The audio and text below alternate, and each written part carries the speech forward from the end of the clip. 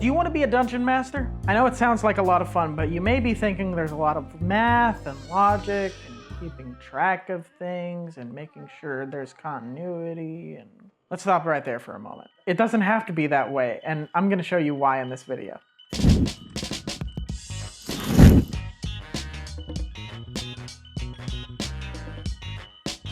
Welcome to part 1 on how to DM your first campaign.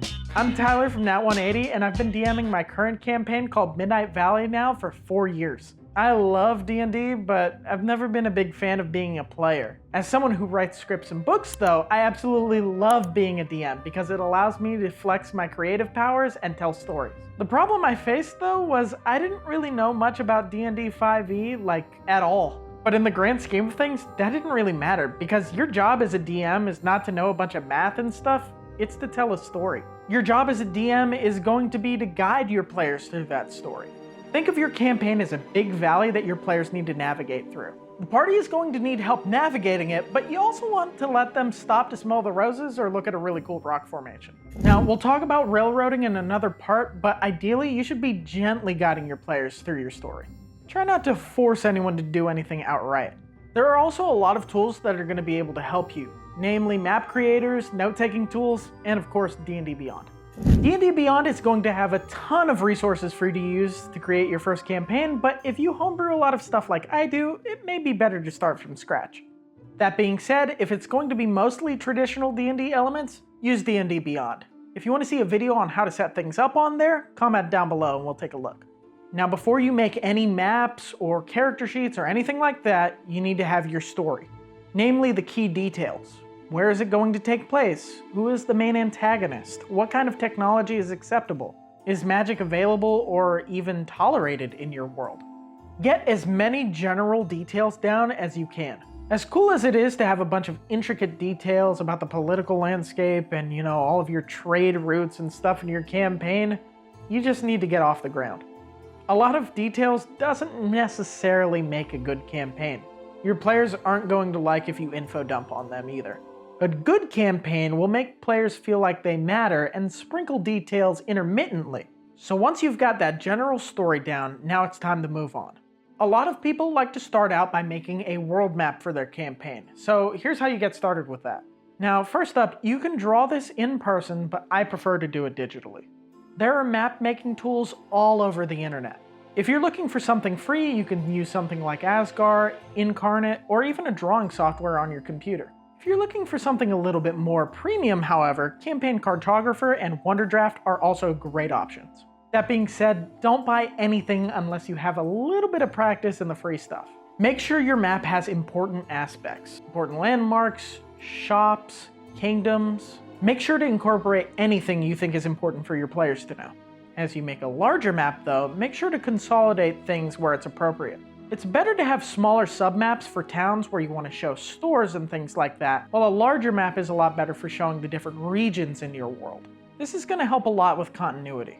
Okay, you've got your map done. Now you're going to want to chisel in the finer details of your campaign. This is going to include talking to your players. Look, a lot of campaigns that I've been in didn't do a session 0, and I didn't do a session 0 either, and I kind of regret it. Knowing your players' goals but also wants and connecting it to your story makes things integrate so much better. For example, I had a character play in one of my campaigns who happened to be a demon. Since I had the devil as one of my main antagonists, there was a little bit of a conflict of interest there.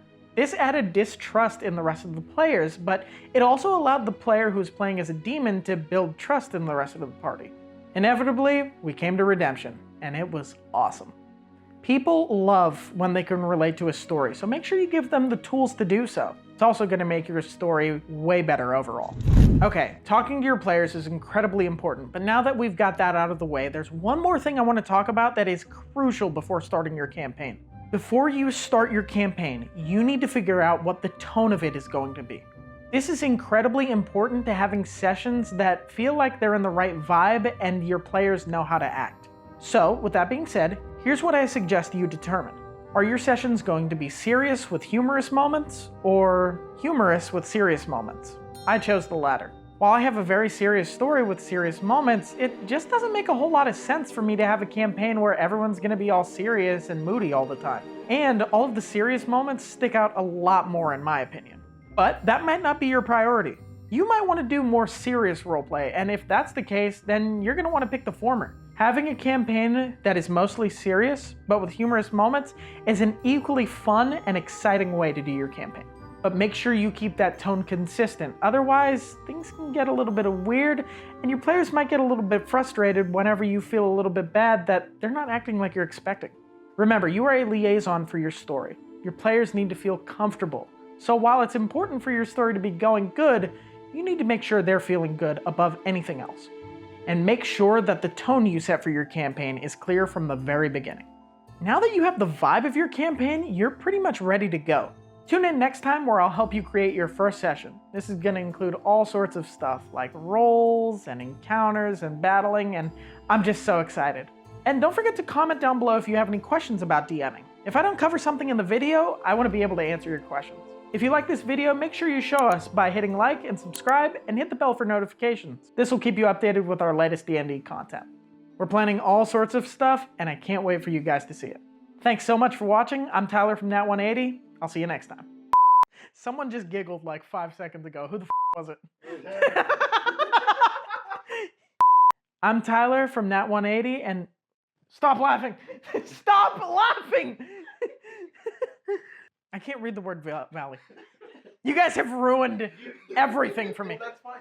You've already done that line. Okay. It's fine.